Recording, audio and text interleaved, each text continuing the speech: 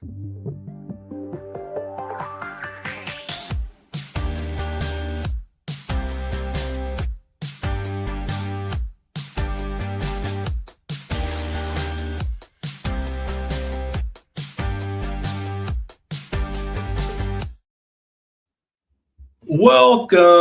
back, everybody, to Den Excelsior, the Mostly Marvel podcast. This is episode 230. We're back on Batman. We did it. We're back. We're back at the beginning of Batman. I called it the turning point because I think this is when the Batman franchise changed, right? I think it's where it began. No, it's not. We were talking about Batman Begins, the first of the Nolan trilogy. I'm your host, Ricky. With me, as always, we got Dennis. Yes. How's it going? It's going. Nice haircut. Thank you. It's my summer cut. I'm just gonna say, just based on the whole look right now, I'm gonna guess it's really hot in your room. It is super hot in my room right now. Okay. It's hot in LA in general right now. Okay. It sucks. I'm sorry. That's okay. I got a haircut. It's summertime. Comic-Con's around the corner, and the excitement is just slowly but surely creeping in. It's getting there. The tickets went out recently, didn't they? Yeah, check your mail. Your tickets will be in the mail soon. I am excited. I am excited to talk about Batman Begins also. Batman Begins, I can't believe we've never talked about that officially on this show. Did we talk about The Dark Knight? We've never done any of those movies. Okay. But we have talked about them for sure. I think we talked about them when we were watching the Batman. Right? We kind of reference a compare and contrast kind of thing. Have you seen all of the Nolan movies? No. Okay. I have never watched Oppenheimer. I have never watched Dunkirk. And I don't know if there's any others that I missed besides that. I just wasn't a big fan of the one before those two. I wasn't a fan of Tenet. Tenet was after Dunkirk. Okay. I wasn't a fan of Tenet. It wasn't my jam. I like Tenet, but yeah, and I just I love the things, I love specific things that he's done, but I don't hold him to the same level that a lot of people do. I think he's a competent director. I think he's very good at what he does. He's an excellent filmmaker. Yeah. But I think that gets conflated with an excellent writer, which he doesn't write all the stuff. You know what I mean? It's the actual filming part of his films is never, in my opinion, to be questioned. But for sure. But I don't. Yeah, I don't know. I feel like, I think Denis Villeneuve is on the same level, if not better than him. Wow, that's a take. Is it a take? That's kind of a take. Is it? Those Dune movies are fantastic. I like Sicario a lot, though. Yeah. See? And I like Arrival a lot. I think I like Arrival more than any of the movies. Fuck. But I don't like the Dune movies. I don't not like the Dune movies. Oh, that's so wild to me that you don't like the Dune movies. Those are so good. I need to sit down and watch them in a theater. I've not seen any of them in a theater. What? Well, the first one was, man. We didn't. The first one wasn't happening. The second one I saw in the theater in IMAX, and it was so good. It's so good. Yeah. Anyways, I'm just saying I love Christopher Nolan. Don't get me wrong. I do. I just don't. I don't feel compelled to watch a movie of his just because it's his. I watch a movie of his if the subject matter is something of interest to me. Does that make sense? Yeah. So like I just didn't want to watch Oppenheimer because that's just depressing to me. Like, you know what I mean? Like it's not. I'm sure it's interesting, but I know it's also depressing. The voice actor of Skeletor's brother was doing. What? Oppenheimer's brother is the voice of Skeletor. Okay. You don't want to see what that other guy was up to? Well, no, I don't. But it's cool.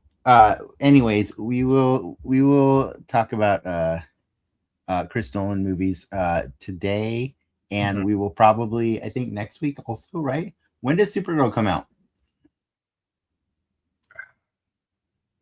Great question. Is it next week? Toy Story's this week. Supergirl is next Friday. Okay, so so next week we can do The Dark Knight if you want, and then the following week we'll do Supergirl, and then it's time for X-Men 97, and we'll get to Dark Knight Rises eventually, right? And Dark Knight Rises is the last one on our list. Oh. Unless you want to do The Killing Joke, which had a theatrical release. The one that came out a couple years ago? Mm-hmm. It released for one day in theaters. Oh, I like that movie. I mean, like we still got the Batman versus Superman. Oh, you're right. We do. I mean, we've done Man of Steel, right? Yeah. I don't know that we have, but I hate it. We might have done it, but I mean, yeah, you're right. We BVS around this shit out. We never did BVS. You're correct. We definitely did Justice League, though. Mm-hmm. That is for certain. Aside from watch Batman, how's your week been? It's pretty good. I've been nerding out on some weird stuff lately. I saw He-Man, or I saw Masters of the Universe again. This time with my friends for his birthday, and they loved it. I saw it with my wife as well. She also loved it. When that movie was over, she said, "Well, I guess wrestling and He-Man are my things now." She absolutely loved that movie, and I was just filled with joy, which was really impressive because I spoiled a lot of it for her. So it was really cool to see how much it still entertained her, even though she knew some of the plot points. The story's dumb. The story is simple. It's not. I wouldn't say it's dumb, but it is from it harkens to a different time. But I saw that. I also saw the weirdest thing. I got, because the soundtrack. The more I listen to it, the more I'm like, this soundtrack might be better than the Mando. I can't decide. I ended up listening to the soundtrack again, and it got me interested in watching Highlander movies. So I actually watched Highlander 2 and 3 for the first time. I finished 3 today, a couple hours ago.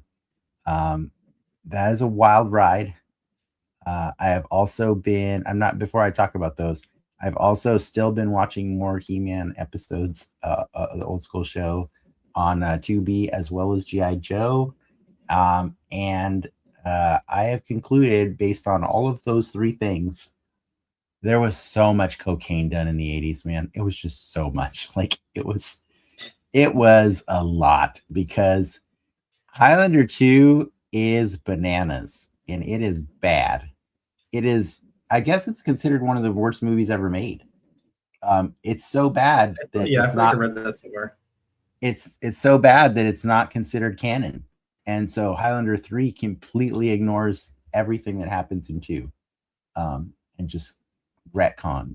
They just start over. They're like, never mind. But yeah, it's the things that came out in the 80s are just crazy. They're really amazing to watch. There is a character in one episode of He-Man that we learned is a fan favorite, and it cannot be made as a toy yet because it was created by Filmation, which technically is owned by NBC Universal. And so Mattel doesn't have the rights to anything that was created by them. But it is this man called Dragoon. He looks like a dragon, but the way they animated his tail, it doesn't come from his butt. It comes from his crotch. So his tail looks very inappropriate. It's not a good look. It's not good, but it's hilarious. But apparently I'm up right now. The internet apparently loves this character. Just a dragon. Yeah, but there are scenes where that tail does not look right. He's not Dragoon. Dragoon. 2 O's. Dragoon. He's super rich. Fine. He looks fine. I don't know what picture you're looking at, but I saw the episode. It's the Rule 34 picture. Oh, okay. All right. He is. You heard it here. Drawn in a different. He looks out of place for sure. He doesn't look like one of the characters in that story. No. Show. Yes. Yeah. Okay. But fans want him in. Yeah. Anyways, you asked me, and then to top it all off, I have been binging every new episode of The Legend of Vox Machina that's been coming out this season. This season is fantastic. It's probably the best season so far. And I also watched the season premiere of Rick and Morty season 9, which was great. That show's still going. Still going, and they make a joke of it at the end of the episode. Season 9. Who knows? We'll probably do this till infinity. I mean, you got, I think, 4 more on deck right now. I thought season 9 was the last one they were contracted for, but I could be wrong. No, they maybe they contract for 9. Oh, they re-upped again. There's definitely more on deck. Fair enough. For sure. Well, King of the Hill's coming back. Nice. I need that in my life right now. Well, I gave you a laundry list. What have you been nerding out on?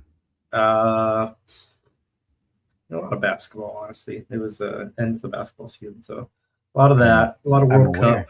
I'm aware Danhausen has done the Knicks a big favor. He lifted the curse. I think this is a fun time of the year. Every 4 years, whenever we get the World Cup. I'm not a big soccer fan, but I think it is neat to have the World Cup just be part of the ethos for a couple weeks, right? Mm-hmm. And all of the joy that it brings in the food and the togetherness.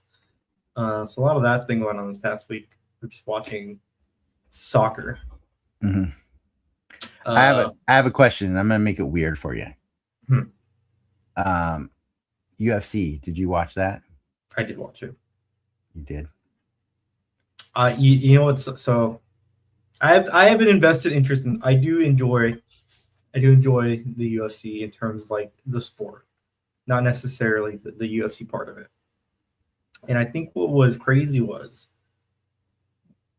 the fights as themselves. It was probably one of the best slate of like one of the best cards they've ever put together in terms of everything ended in a knockout or a technical knockout, which has never happened. But the bullshit around the entire thing, it just made it gross, made it sad. Yeah, it's like it sucks. And it's weird to like hear them also kind of be self-admittance and say like, yeah, this is not a good idea, but given the opportunity, I guess you have to do it, right? But it's at a weird intersection where it's like, yeah, this is super gross. You could have just put this fight, the same slate of fighters anywhere else, and it would have been not problematic. Yeah. So I'm kind of curious about this because I don't know if you know Nate Baragazzi. He's a comedian. Yeah, I know he was there. but he's been one of those comedians that really like doesn't try to let you know what his politics are, but he's basically getting roasted now on the internet because like I think if you're there, right, you've made it. You could just go there. You had to have been like invited. Right. That's what I'm saying. To that one, right? To that specific one. Yeah, exactly. So like if you're there, are you really gonna say you're there just because you like UFC? Like, I mean, I know you're gonna say that, but so my question to you is, if you were invited to go to that one, would you have gone to that one? No. Okay. Now, I will say one of the cool things that did happen. They had the Marine band, right? The uniformed band that just plays for big events. Yeah. And they played the walkout music for people. But it wasn't like Star Spangled Banner the whole time. Like they let them play they just played like a nice orchestral version of whatever walkout song they wanted. Okay. And that was kind of hilarious because like you got some Spanish music, you got La Chona, you got you know who Project Pat is? Is a very like deep cut early 2000s Houston rapper that there's like now a Marine band version of their walkout song, and it was kind of like, all right, they did the thing. So I'm like, that is a neat use of the setting, but again, the whole bullshit around like the commentary and honestly, they should not let the fighters be interviewed after the thing. By the way, just so you know, I didn't watch it because I would never have watched it anyways, but I am aware of things that happened. But I think the thing that I kind of the reason that prompted all this is because, you know, we're into wrestling. We know that's problematic. This is my WrestleMania next year. This is your WrestleMania next year. Oh, I know, right? We know that it's problematic. We know that TKO and the people who run WWE, there's a lot of people there that are problematic. But I also know that there's a lot of people that are very liberal that work in WWE as well. So I think the thing that kind of hurt is I shared a list of all the WWE attendees with my wife, and I broke her heart a little bit because we've kind of decided, like, if you're there, that says something, right? I mean, that says something. Like, I don't know if I would like write off the WWE people wholeheartedly because that could be like, because it's kind of like your boss says you got to go, right? Yeah, I mean, but that's But also Joe Hendry was scheduled to perform at the concert next week in 2 weeks, and he declined, like many of the artists have. You know, it's bad when you got Joe Hendry performing somewhere.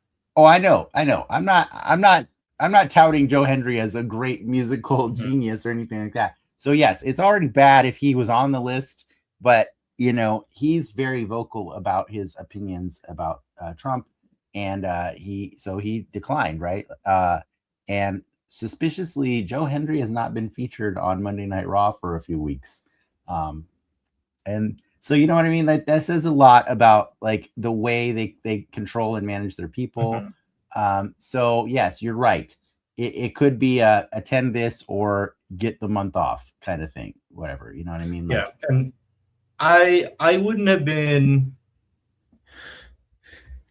it wouldn't have been shitty. It would have been shittier. It wouldn't have been as shitty if the fights were bad. Like, they were legitimately really good matchups, really great fights. And just to have like this, people aren't talking about the fights, right? They're talking about the bullshit beyond it. That's like, yeah. It's like, it is what it is. But yeah, it's just like, by the way, Night of Champions is also icky in 2 weeks. Night of Champions is in Riyadh as well. Yeah. So yeah, it just sucks. Like, it's hard, you know, like it's hard because like entertainment, I think the reality is like, you know, the difference between now and like maybe say our parents or grandparents when you know, how did they I was asking the question of one of my friends today, is like, How do you think our grandparents or parents dealt with living next door to like somebody who voted for Nixon? Right? Nixon is a famously evil president, right? Like he's a bad guy. And like, but you had to like go to work with people who voted for Nixon, or there's probably entertainers that you enjoyed enjoyed watching on TV or in the movies that were fans of Nixon. And so like, how do you reconcile all of that? And I think it's a trickier thing now, because I think information is so readily available, right? Like I don't think you could have as easily found a list of all of your favorite people who attended a gala for Nixon, like 60 years ago or whatever, like as you could now. So yeah, I don't know what to do with the information I have, and I'm just kind of wrestling, pun intended, with the fact that all of these characters that I enjoy, I feel a little ickier about them. You know what I mean? That's just where I am right now. I guess I'm just asking you because you're famously a Kanye fan. So I've not seen him since. There have been opportunities. He is going to be in San Antonio in 2 weeks, and like. So I just to put it back on a lighter note, because we even though we just made it all weird, or I made it all weird. Were you heartbroken? I know you're from Texas. Were you heartbroken that the Spurs lost, or were you kind of cool? I think there's a special charm with like I like the Spurs, obviously, just from being from over there, but there is kind of like the Padres, right? The Padres are the only thing San Diego has right now. Yeah. So like when they do well, can you appreciate the story that is surrounded the Knicks though? Like, can you? Oh yeah. It's not like they won easily, right? They definitely had their own challenges to get to win. Yeah, and it was insane. Like just watching. It's a fairy tale. It's a fairy tale that those characters, those players went through. And I think I'm just curious, because I've been talking to people from Texas lately about that, and it seems like you can be sad that your team didn't win, but at the same time, can you really be mad at the Knicks right now for achieving what they did? Like it's pretty crazy. It's pretty crazy. I consume a lot of sports. I've been heartbroken, and sports have hurt me more in my life than probably anything else. And when I go to these watch parties or go watch it with like-minded fans, right? Mm-hmm. There's usually two types of people after like a very devastating loss. Like you're either upset to the core, right, and it ruins your next day, week here, or you just like, everyone played well, is what it is, and you move on. And I'm kind of in the latter camp, and it weirds me out sometimes, because like, man, you see some people come out of these things like super upset, like violent, like cursing, like their life is ruined. I mean, I just feel so bad. I mean, in fairness, even the people who win, like, I still don't to this day understand why cities destroy themselves after they win. I just don't get it. I'll never get it. You will never see that happen at the end of a WrestleMania. You will never see a city just go and flip cars after a WrestleMania is over. Yeah, because it's not like tied to the city. But I'm just saying, like, it's strange. Like, characters are tied to cities, though. Like they are from, they try to have a stable of characters that represent certain cities, and you'll never see somebody do that. I understand I'm comparing professional wrestling to real sports. I get that, but I will never understand that relationship that sports fans have with their team winning and then translating that to, I must go outside and pillage.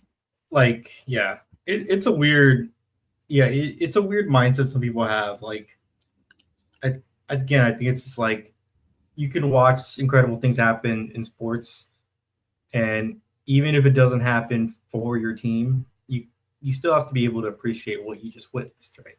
Yeah. And if you don't, then I don't think you're a real fan. Like, you got to be able to to give people their flowers, Yeah. For sure. But For always next year. Have you gone to the fair yet? I have. I went on opening day. Oh. I'm going to go again on Saturday. Yeah, there's I'm not peeking out as aggressively as I used to, because I'm trying to be on a health kick right now. But I did have I went to Boba King, and I had their pineapple guava spam bao, and that thing was amazing. Quite good. I indulged in some delicious Korean barbecue this weekend. Nice. And that's quite the treat.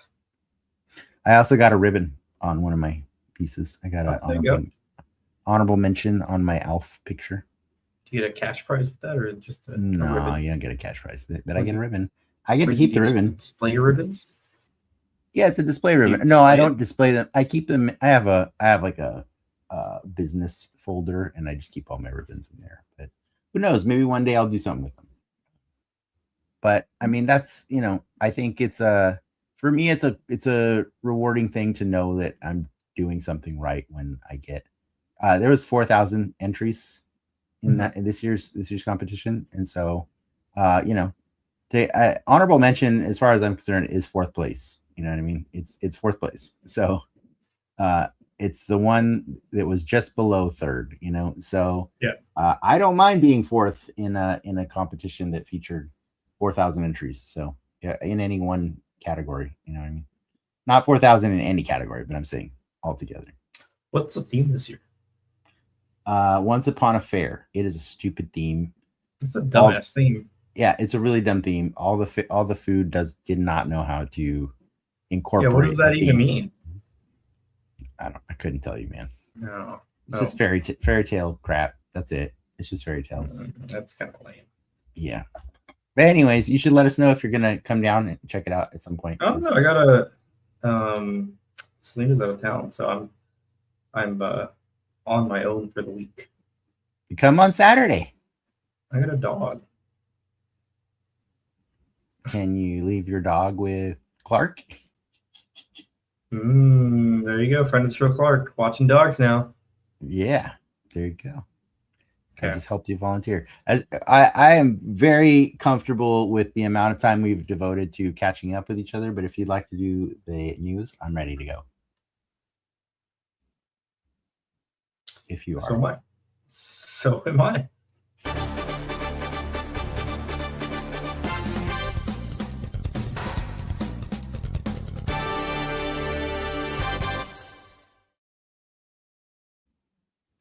We skipped yesterday. That's why we're doing a show today, but it worked out. Oh yeah, came out today. I forgot to change the thumbnail, the date on the thumbnail. It's okay. It's cool. It's almost like all toy news. So related to the Comic-Con. Toys are pretty crazy. You're into a Beast Kingdom. I do know a Beast Kingdom. And they dropped a little too rich for my blood. That company. 1/9 scale figures. Oh, what are we doing with 1/9 scale? What are we doing with 1/9 scale? What is a Lobo with a guitar? Okay. And a Superman with the chain.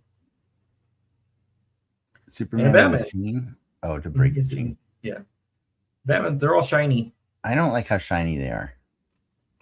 And you got a flash, reverse flash. I don't like one. What's 1/9 scale? You tell me. 1 above 1/8, or 1 below 1/8. 1 inch equals 1.5. 1.5 feet. I like the dark side. I like the pink dark side. It's kind of cool. Or the other way around. 1.5 inches equals 1 foot. They're around 8 inches tall. Yeah, 1.5 inches equals 1 foot. Yeah.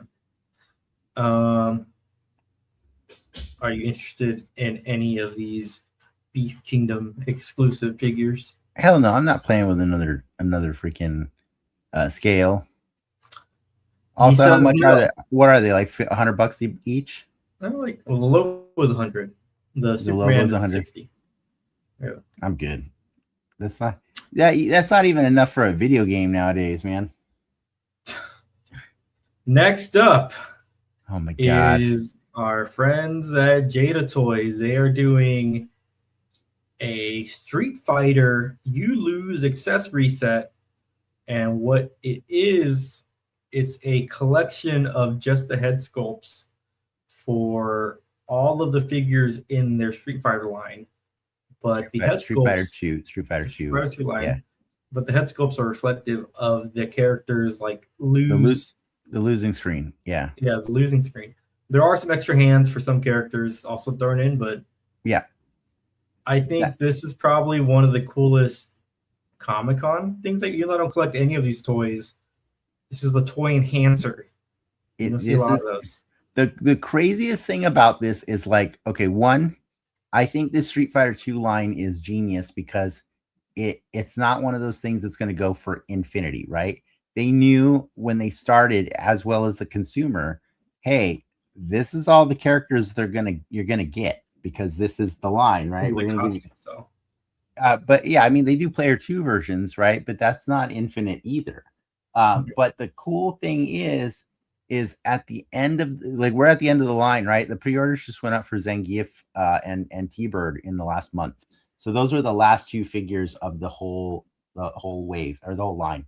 So now that they're having their victory lap, and they're basically they created an exclusive that is a celebration of every single figure that they made, and it rewards the customer for each character that they bought, right? Because, like, there's some I don't have, and I'm like, damn, that's gonna feel weird when I get this accessory thing to just have heads for characters I don't have.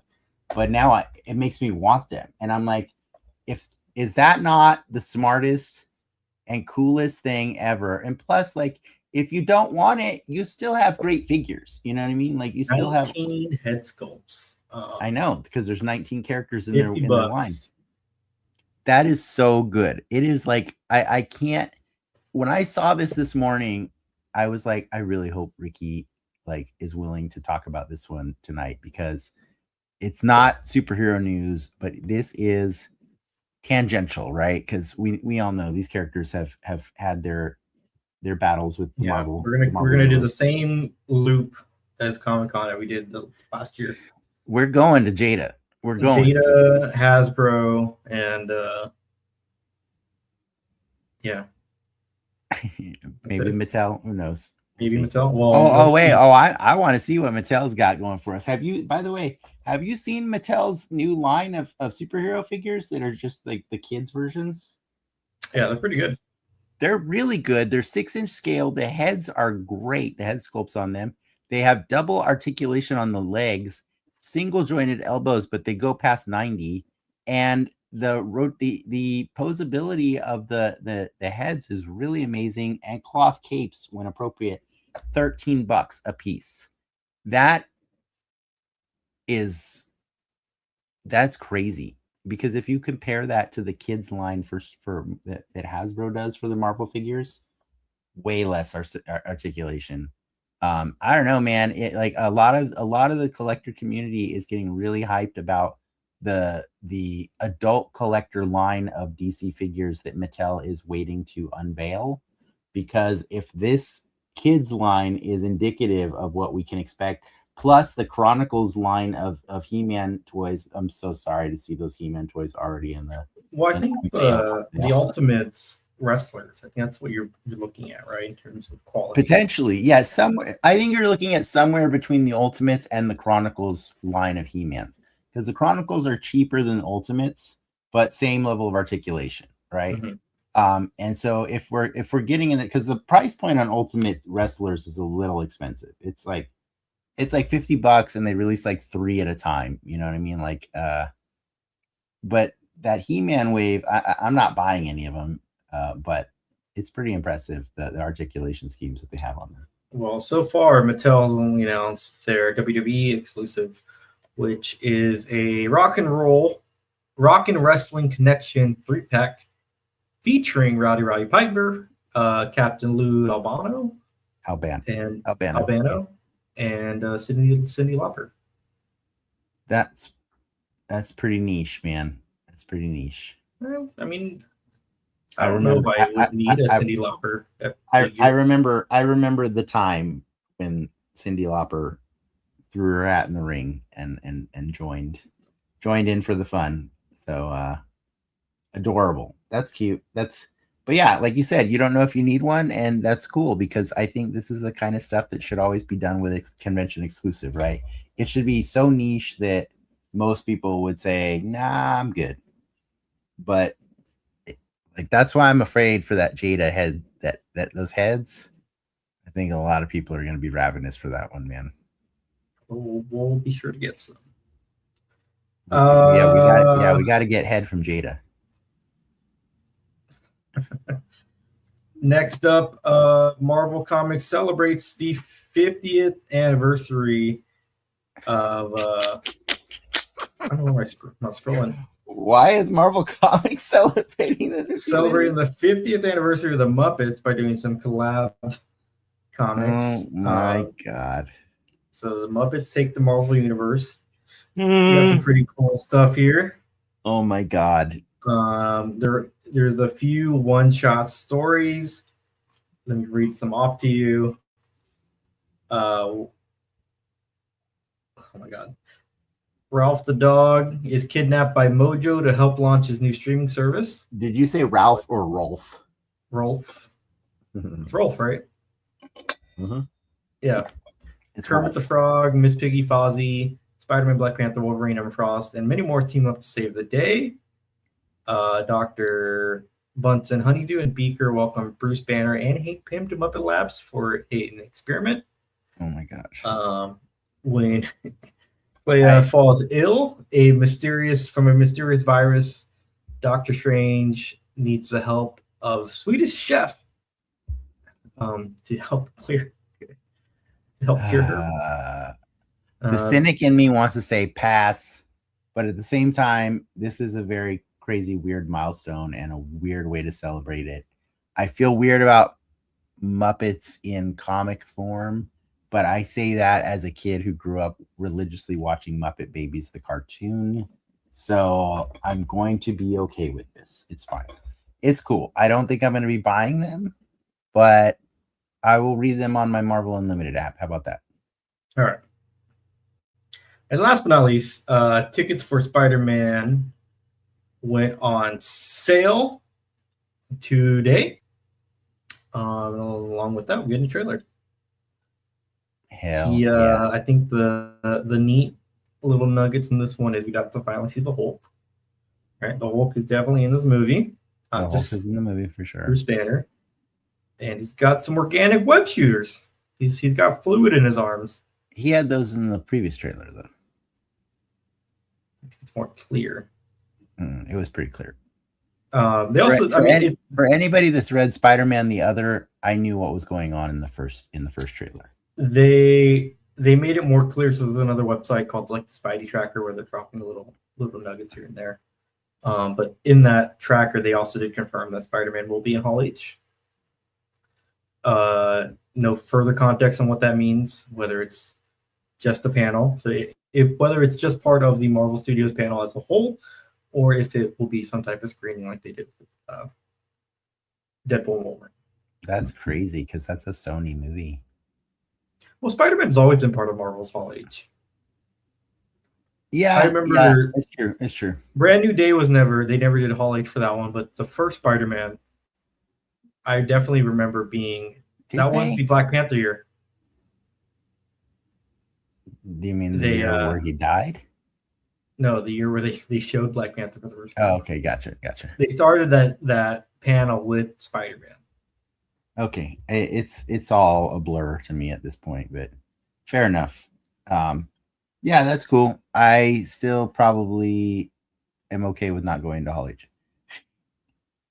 But if they happen to have Day One Spider-Man, Usually I'm a day one Spider-Man guy. Right. Usually, yeah. I love me. I love Spider-Man. It's my jam. I really like that trailer. I think it's great. I think it looks like just like the same kind of carnival ride that every Spider-Man movie in the MCU has been, which is just like, let's take a tour. It's like Mr. Toad's Wild Ride, but for the Marvel universe. You know what I mean? Like that ride's crazy. And that's how the Spider-Man movies are. Like they're just like, get a DUI and go to hell. Let's see how much crap we can throw into a Spider-Man movie that's not Spider-Man related. You know what I mean? And so I'm here for it. In fairness, though, there's a lot of Spider-Man related stuff in this movie for the first time, way more than usual. So that's cool. I'm excited. I'm very excited for this. Let's go. Hopefully, we get to see it at Comic-Con. Hopefully, and that's the news. Okay, I like that news. It's pretty good. Also, the classic Willem Dafoe Green Goblin went up for pre-order yesterday. Your move, Spider-Man. Yeah. Oh no, it's the Mind Goblins. Let's talk about Batman.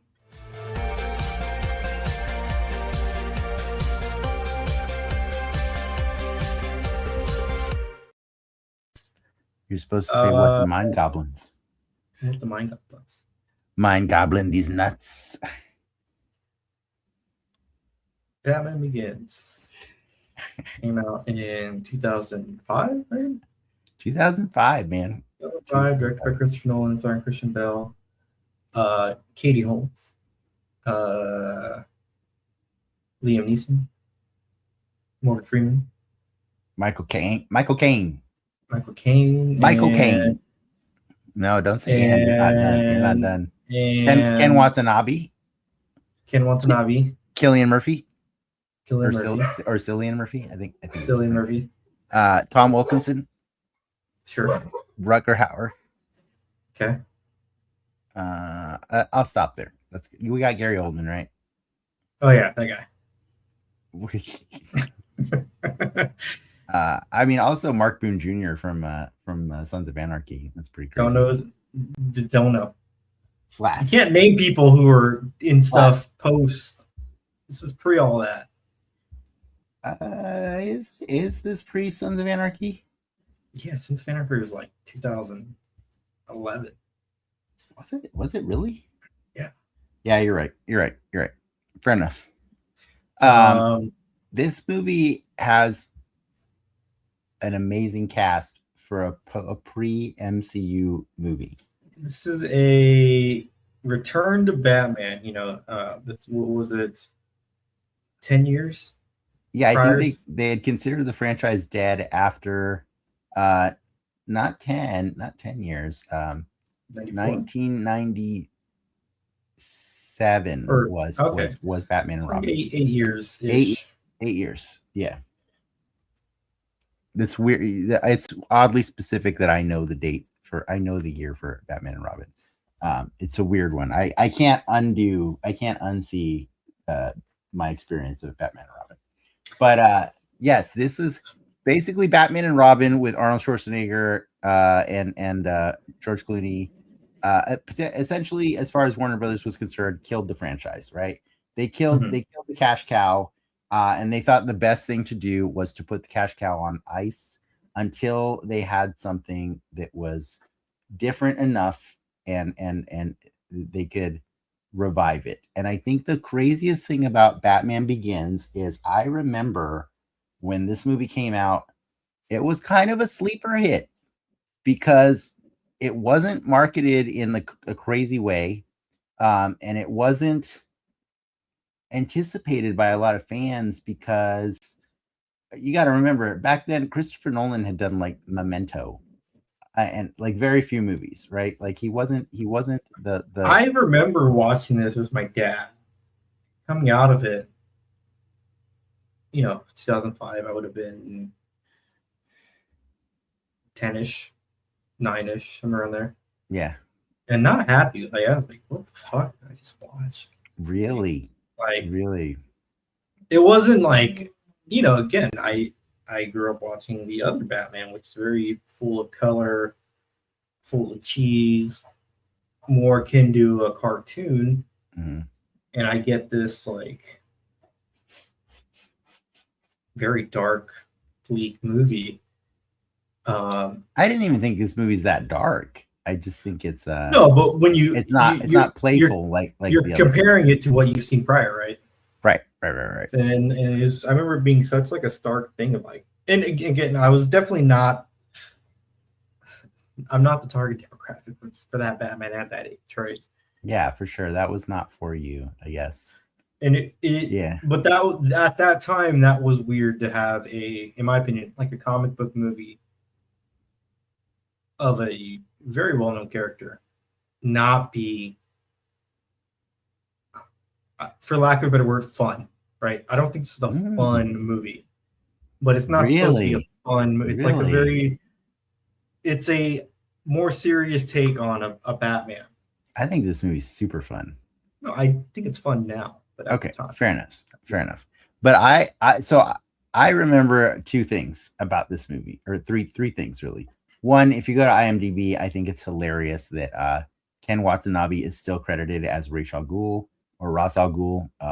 I remember that being annoying that they renamed the character, because I think everybody who grew up watching Batman the Animated Series had decided that they must have done research to learn the appropriate way to pronounce the name as Ra's al Ghul. And then this is the first time that character has ever been referenced in a movie out, and it was kind of weird to hear his name be pronounced Ra's al Ghul. It sounds very Western, like the way, like your paper. But I do remember the fake out was awesome, right? The fake out that Ken Watanabe was Ra's al Ghul, was not Ra's al Ghul, and in fact, it was this character who goes by the name Ducard, played by Liam Neeson. Ducard is a character that has made an appearance in Batman comics back in the day. So when fans of Batman were trying to get their little glimpses of like any nugget of information they could, when we're looking up the credits and stuff before the movie comes out, we're like, oh, that's interesting. Liam Neeson's playing Ducard. You know what I mean? I love that this movie wanted to not only fake out general audiences, but fake out fans of Batman. And I think that is one of the coolest things you could ever do, is provide a twist for the diehards, right? And so for me, this movie blew my mind.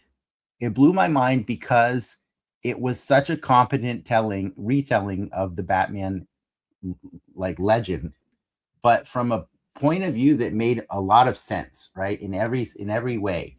Like they're like, and also I just really appreciate that this is the first Batman movie after 6 Batman movies that actually did the job of telling you how he got trained to be like that. Was, to me at that age was dumb. Oh man, what? But again, it's like I didn't know. I think me, along with general audiences, didn't know like that Batman was a ninja. Yeah, like you obviously, right, the parents die, and then he ends up being Batman. But to your point, like popular movies never showed the in between, right? Because then you your mind starts going back and like, fuck, was Adam West going and training with ninjas? Well, you got to understand the all the coolest parts of the lore that like really go like the 80s Batman, right? It's Frank Miller. Frank Miller did a lot of that work, right? Like he did a lot of and people like Frank Miller. I'm not going to say just Frank Miller. But this movie is loosely based on Batman Year One, and some other stories. There's little elements of Long Halloween kind of thing, mostly Year One. And yeah, there's a lot of stories throughout the decades that have taken advantage of the rich blank canvas that is the period of time from which Bruce Wayne's parents die to when he finally starts practicing being a Batman in his 30s, right? Because that's when he finally decides, I'm ready to put on the suit and start going and fighting crime. There's a lot of time in between that range, right? And it's a lot of time that has not been covered necessarily by storytellers.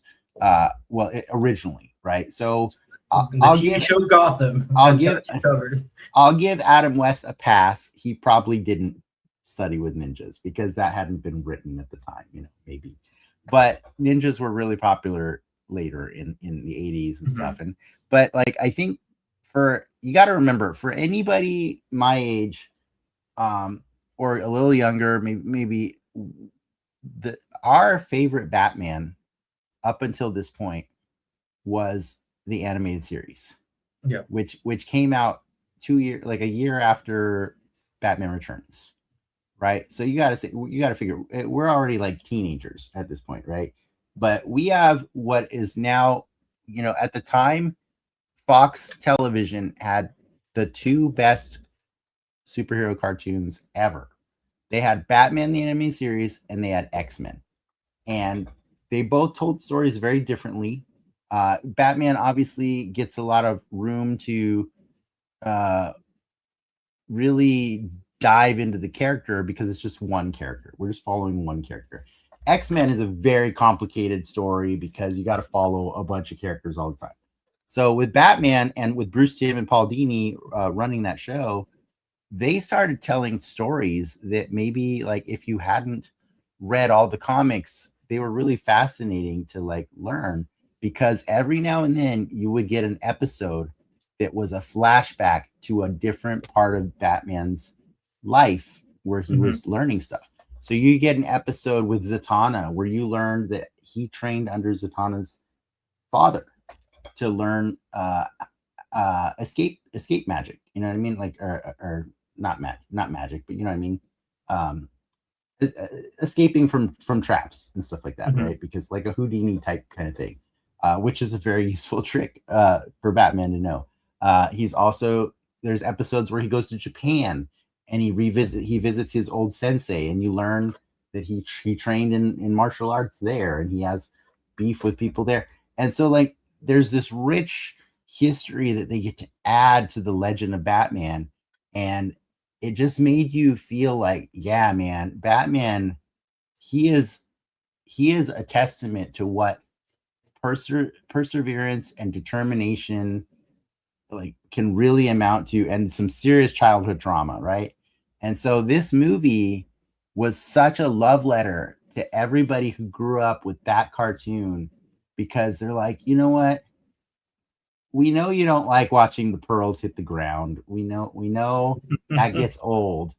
But what if we showed you stuff that you haven't seen in live action form before? And I think that's where I was like, okay, I'm sold. I was sold when he's in Tibet. Like, I was just like, when he's in a prison camp in somewhere in China, I was like, this is amazing. This is so unprecedented for a Batman story. And I was on board for everything. So to the point where I wasn't impatient waiting for him to put the suit on. Because if you think about like all the old movies, you're like, well, you better put the suit on soon. I need the suit. Like it's just like how we're trained. But I think the way that David Goyer and Chris Nolan framed this story, with going back to flashbacks back and forth over, like, I don't know, it just works. It's a very non-linear story. Like it, and not to jump ahead, but like it makes The Dark Knight that much better, because you see the groundwork on like who and what he is already there for you. Well, I think that The Dark Knight also makes this movie better too, and vice versa, and also Dark Knight Rises, because what you see is an escalation, right? He starts with a mission in this movie. He says, I have to be more than a man, right? I have to be a symbol, because a symbol doesn't die. A symbol can live on forever. And that is the thesis statement for the trilogy, right? That is the entire trilogy. And so the escalation like is even set up at the end of this movie, right? Like I don't mean to gloss over this whole movie. This movie's fabulous. But the end of the movie is Gordon saying to him, hey, look, what you did is great and all, but there's going to be escalation, right? Mm-hmm. And he's like, what do you mean escalation? He's like, you start dressing up as a bat. Next thing you know, your enemies are dressing up as characters. Now take this one, for example, and he shows him the Joker card, right? And I absolutely love this movie for establishing that Batman begets his villains, right? That is why his villains exist. So as much as he's trying to clean up Gotham, his existence also ruins Gotham, right? By being. He invites the challenge, right? Yeah, he invites the challenge, and eventually that culminates in the ultimate challenge, which is Bane, right? Like it's like Bane is the man who has set out, he's spent his entire life ready to destroy the Bat. I'm getting ahead of ourselves, but I think that this movie like is so cool because while you may, as a kid, may have perceived it as boring, what I saw this movie is like the perfect foundation for a trilogy, right? And so like I was so happy. Like I know it's hard because we're watching this in hindsight, right? And we know how this all works out and ends. But I remember absolutely loving this movie when it first came out, and I still loved it when I watched it this week because I got to, like, yes, they're not the most fancy versions of characters, right? Scarecrow is literally just a dude wearing a mask. It's the guy with a bag. Yeah, he's got a canvas bag that he puts on his head. But you also have Carmine Falcone, you have Ra's al Ghul, you have Lucius Fox, who is such an integral part of the Batman universe that does not get included in previous movies, right? They fit like all the Batman-isms that make him Batman. All that foundation in this movie on his training, on his technology, on his ideology. They have an explanation for everything, right?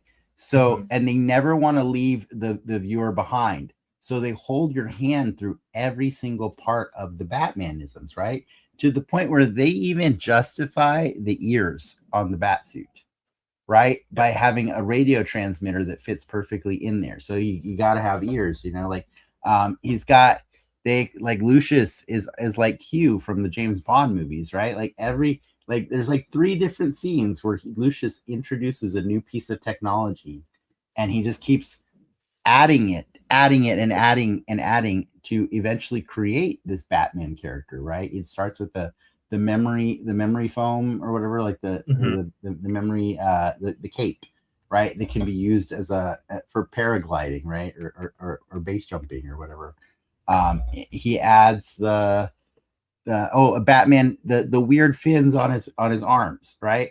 There's a reason for those. Like he got those from the League of Shadows, from the ninjas, and you could use those to break swords. You know what I mean? Like every single thing that he has in that movie has a logical explanation for it within the context of the story.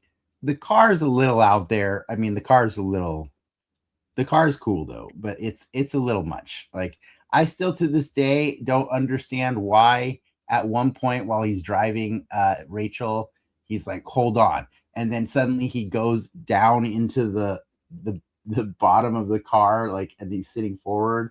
Like, I don't know how that tactically helped him be better at driving the car. I understand that that's a payoff later, right? Is that you find out that there is a secret motorcycle in that car in another movie, but right. It was weird. Like, why did you need to go in there? Like, why did you shoot the gun? Sure, you know. But Gordon, Gary Oldman as Jim Gordon. So, like, I mean, well, yeah, Lieutenant, not Lieutenant. Yeah, Lieutenant Gordon. He's Lieutenant Gordon until the end of the movie, right? Yeah. Gary Oldman is one of my favorite actors of all time. You put him in this movie as Jim Gordon, I swear to God, he disappears. Like, he just looks like Jim Gordon to me. Michael Caine, I'm sorry, like I don't know which one might be your favorite. He's my favorite Alfred. He is the best. He is the best Alfred because he maintains the heart, right? He is the heart of Batman. He makes sure that Batman never loses sight of what is important and his history, like and what he's fighting for. I will say above, like, of all the characters in this movie, Rachel Dawes is the most annoying of them all. And I'm so sad and conflicted because I remember watching this movie in 2005 and saying to myself, you know, this movie's almost perfect, but I can't get over the fact that Katie Holmes is in it. It's just a weird thing because I grew up watching Dawson's Creek too. And so, like, but I'm like, I wanted to give her a chance. And then the meta happened, right? The stuff happened outside of the franchise. The Tom Cruise happened? The Tom Cruise happened. He went crazy, jumping on Oprah's couch, saying how much he's in love. I remember that. And the studios decided that they didn't want the bad PR. And so the poor girl got fired after this movie. Is that why? Yes.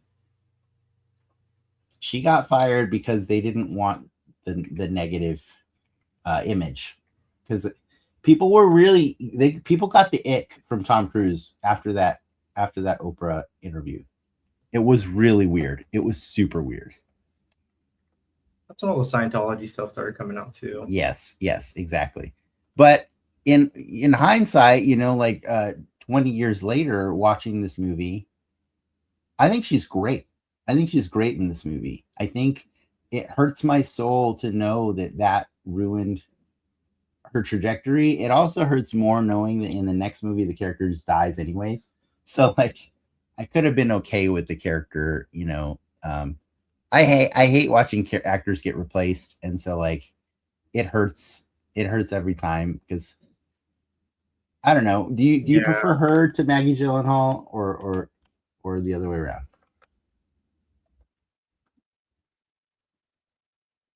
I'll tell you one thing, if it helps answer your question. That scene when he's coming out of the trial for Joe Chill, and Joe Chill just got assassinated by Carmine Falcone, and he reveals that his real plan was to shoot him, and she slaps him not once but twice.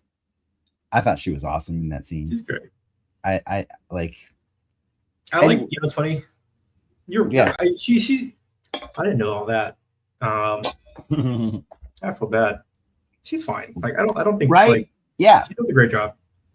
But I'm saying how difference 20 years makes, right? Because at the time, I was weirded out by her being in this movie because the Oprah stuff was just hitting. You know what I mean? And I was like, that's kind of weird. And so I feel bad now, but at the time, I totally understand why Warner Brothers made the decision to cut her after this movie come out. It sucks. It sucks because like she's a totally awesome actress in this movie. She's awesome in everything she's ever done, actually, and she doesn't deserve that that baggage. But you know, the thing that we have not talked about, and I know this one's the most divisive one of all. Christian Bale is my favorite Batman ever. Like on screen, sorry, live action. I mean to say, he's a good looking Bruce Wayne, and by association, a good looking Batman. I think he's your favorite Batman, both Bruce Wayne and Batman. Hell yeah. Yeah. This guy's jacked too. He's like 220 or 240 in this movie. Yeah, he's pretty ripped in this movie. He's big, dude. He's a big man. I really love it because like I just think that Batman should be a big guy, and I think that Michael Keaton that was weird. I mean, I still think he looks small-ish, but he is pretty ripped. He's pretty ripped, dude. Yeah. Now I will concede this because I know that this is the critique of a lot of people who are diehard Batman fans. The fighting's not great in this movie. It's serviceable. No, it's just a lot of cuts. It's a lot of cuts. he had a lot more freedom of movement than Michael Keaton and Val Kilmer and George Clooney did, for sure. They worked on that suit a lot. Now they perfected the suit by the next movie, right? Like by the next movie, fully mobile. He's very, very able to get around and do whatever he wants. So I do like the suit better in the second movie for sure. But I appreciate that this movie maintained that, like, look, let's be real. A bat is black. He should be in black, right? They could have made a choice to pivot to a different color, but they doubled down on the choice that Tim Burton had made, and I think it works. It works so much now that it's sometimes weird when you see Batman back in blue and gray. You know, like he's got the belt. He's got the belt. He's got the belt. He's got the. Does he have yellow on his chest? I don't think he does. No, it's just the belt, right? Just the belt, yeah. Yeah, but I really truly love that, because like I read a lot of Frank Miller Batman, and one of my favorite things about it is that Frank Miller went to the trouble of explaining that when he talks with that mask on, he talks through his teeth. He talks like this to hide his voice, right? He snarls. It's a guttural thing. It's like another person coming out of his voice box, right? And for me, I loved hearing him say, "Swear to me," you know, like, because, like, yeah, you shouldn't be able to just tell it's Bruce Wayne. Like that's dumb. Now, I do feel that Christian Bale's mole gives him away pretty hard, but whatever. I'm willing to look past it. It's funny. But yeah, I just love him as this character. I think he does a great job of maintaining that he's the main character of the whole movie. So you actually get to see his story. You get to understand his traumas. You get to understand his journey through the whole movie. And you know, by the end of it, they've made the biggest point of all. I know they stumble a little bit at the end, but I think they chose to make the point that no Batman movie has ever made before, which is, if he kills, he's no different than the people he's up against, right? That is the stance that he takes in this movie. He says, I want to be a symbol, and in order to be this symbol, I have to be above reproach. But Batman killed in the comics before, right? Or no? But they've retconned it so that he doesn't. You know what I mean? In the 1930s, it was cool to go around with a gun and shoot bad guys and stuff, but that didn't last very long before they decided, hey, the kids are reading this. You know what I mean? Is that why Dick Tracy's not back? I couldn't tell you. I mean, there's a lot of problematic things going on in the Dick Tracy world. Really? Wait, what? Well, I mean, just in the time period that they exist in is what I'm saying. You know what I mean? Yeah. But Batman, it's funny to me. Everybody always says, "But didn't he kill people?" Yeah, but you weren't alive when he was killing people in comic books. Most people who ever read a Batman comic did not read a Batman where he killed, and I appreciate that. Like, there's a lot of superheroes that don't kill, but there's not a lot of superheroes that make it their number one rule. Like, that's his rule. So, you know, the rule gets a little blurry at the end when he's like, I mean, I won't kill you. I don't have to save you, but I also don't have to save you. I'm like, well, you kind of killed that guy. Yeah. But it's okay, because, you know, Ra's al Ghul is a very bad guy who is coming from a really cool place as well, right? I think maybe ahead of its time, right? But essentially, Ra's al Ghul is an eat the rich villain, right? Yeah, we weren't really anti-billionaire back then. We weren't ready for Ra's al Ghul then, right? But like, he ages well. Like, that's a cool villain, man. It's a cool villain that waits for a city to reach its height of decadence, and then he feels the need to topple it. and he attacks it economically, or sometimes he attacks it with supervillain means by comboing it and releasing a deadly toxin into the water supply, but also stealing a device that evaporates all the water in a vicinity and causes it to be breathable and fear toxic. It was a little convoluted. I get it. It was a MacGuffin thing going on. It was a little MacGuffin-y, but I appreciate the pace of this movie. I appreciate that Ra's al Ghul never steals the spotlight from Batman. And this movie is really about Batman, Alfred, and Lucius, with the help of Rachel, establishing a new status quo in the city of Gotham and Jim Gordon, right? We have a Bat family in place to help, because you get to see that it's not really just one person that does this, right? It's a coordinated effort. And I really love that this is the start of something that only escalates, right? Like that Bat family is really important to the second movie, and then it grows in the third movie. You know what I mean? So like, the Batman Part 2. Oh, we actually talked about this. Brian T. Henry is playing Harvey Dent, and the rumor is Sebastian Stan's playing Victor Zsasz. Yes. Victor Zsasz is also in this movie too. Could The Batman Part 2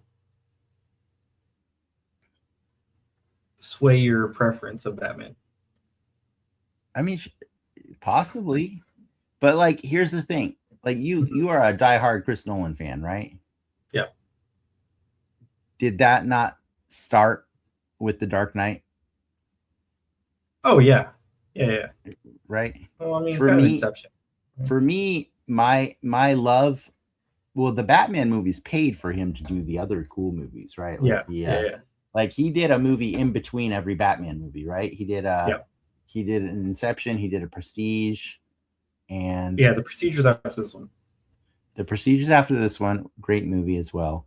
But yeah, he, like, for me, this was the start of my love. I had watched Memento and I was like, that's a cool movie. It's interesting. It's fun. But for me, when I saw this movie, I was like, holy shit. The craziest other thing about it is David Goyer. David S. Goyer, who also wrote the Blade movies and directed the third one, unfortunately. I learned that David Goyer is as good as the director you give him. Because in the hands of, I'm trying to remember the name who directed the first Blade movie. Pretty decent movie, right? Pretty good movie. Has some cool moments, very memeable. But then you give David Goyer a Guillermo del Toro in the second Blade movie, and wow, what they did some crazy shit in that movie, right? He jumps it up. And then you give David Goyer the keys to the kingdom and let him direct himself, and Blade 3 is a pile of shit. But then somehow Hollywood decided, hey, you're still pretty good at writing. So they paired him up with Chris Nolan, who was an up-and-coming director. And oh my God, did these two cook for 3 movies, right? Arguably, you could say for 4 movies, right? Because David Goyer and Chris Nolan both helped with The Man of Steel as well, right? Mm-hmm. They at least produced. I think David Goyer helped. Yeah.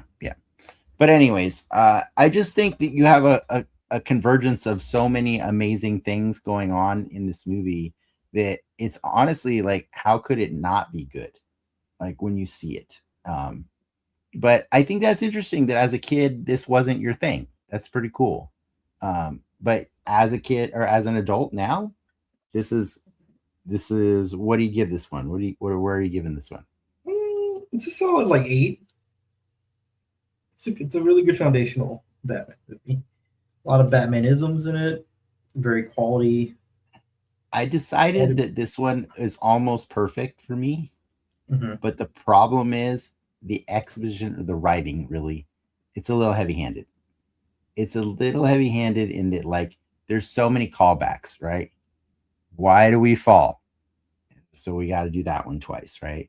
Yeah. Like, it's not the it's not the man, it's what you do, right? Or whatever the actions, whatever. Like everything gets repeated like at least twice in this goddamn movie all the time. What, you didn't get the memo? Like it's just like one after another, and I'm just like, I think you could have edited a little bit of the silliness out of there, or played with it a little better. But like, it's, for me, it's almost a perfect movie. I will say, like, I go back and forth sometimes between, do I like this one more than The Dark Knight? But today, without even watching The Dark Knight recently, I would say The Dark Knight is the better movie. But this is still a great foundation for something. Mm-hmm. And also Hans Zimmer, what a killer soundtrack this movie has. Like, you really get amped in the moments where you're supposed to get amped, right? Like when he's really doing Batman shit, like you feel whatever that the music. Batman song is used in every single car commercial for like 10 years. Did it? Yeah. Did they really? Yeah. That's pretty cool. I want in the Inception song. That's funny. But yeah, no, I love everybody in this movie. Everybody does like a job that contributes to the overall story. It's a fantastic experience to watch, and I'm so happy that this movie like introduced fans to Joe Chill. You know, like it let you in on the deepest parts of the Batman lore that we had glossed over when other people thought, like, nah, the audience doesn't need to know about. Well, it gets crazy. Like, it's like, oh man, this, how fucked their legal system is. This whole kid's a grown ass adult by the time his trial is set. No, that's not his trial. That's his hearing to get out early. Oh, it's parole. It's his parole hearing. Yes, yeah. But the system's still corrupt. You're not wrong, because that judge. I like the scene when he goes down into that bar or cafe, and like they explain it to him, like, no, this is not. Yeah. Not how this works. The judge is literally there with two girls, like two probably prostitutes. You know what I mean? Like in the same bar with Carmine Falcone. I think they did a great job of really selling the deep-seated corruption in this city, and tying it all back to, they never really explain how, but like, I like that Ra's al Ghul takes the credit for it all, right? He's like, oh yeah, we did that. I'm like, I would love to know how. Could you please explain, sir? I would love a slideshow. But I appreciate that, you know, everything kind of like was tied up in a nice little bow by the end of this movie. So bravo to this movie. It's so good. I never get tired of watching this one. I almost watched it again today just to be really ready for you, but I was like, that's excessive. But yeah, I'm happy you watched it. I think it's an 8.2 on IMDb. That's pretty funny. I feel like it's better than an 8.2, but I also do feel like this movie redefined how Batman looks forever, right? Like I don't mean the character, I mean the universe, right? Because from here on, Batman only gets darker and grittier in every iteration. Like, yeah, they definitely went away from the color. Yeah, post this, but there's a techiness to him that shines through in like modern Batman. Yeah. But I think the modernization of him too really helps, where like all of his tech that he's using makes sense, right? It's very similar to like Iron Man, but Iron Man chooses to go more like Daniel Craig's Bond. Like, he doesn't really have. There you go. He has gadgets, but they're not. Yeah.